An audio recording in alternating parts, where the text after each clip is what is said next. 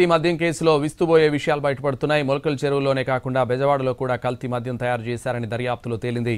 నిందితుల రిమాండ్ రిపోర్టులో కీలక విషయాలు వెల్లడించారు పోలీసులు. అద్దేపల్లి జనార్దన్ రావుకు చెందిన ఏఎన్ఆర్ బార్లోనే కల్తీ మద్యం తయారు చేశారు. తయారీ, అమ్మకాలు, సరఫరా అంతా జనార్దన్ సోదరుడు జగన్మోహన్ కనుసన్నల్లో జరిగేవని గుర్తించారు.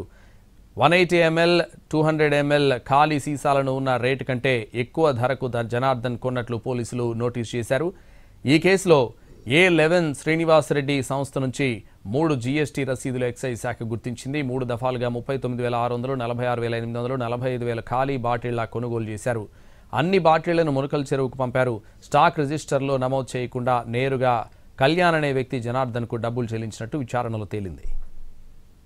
కల్తీ మద్యం వ్యవహారం బయటపడడంతో ఏఎన్ఆర్ బార్లో లిక్కర్ని మొత్తం పక్కనే ఉన్న గోడౌన్కి తరలించాలని జనార్దన్ తన సోదరుడు జగన్మోహన్ చెప్పారు.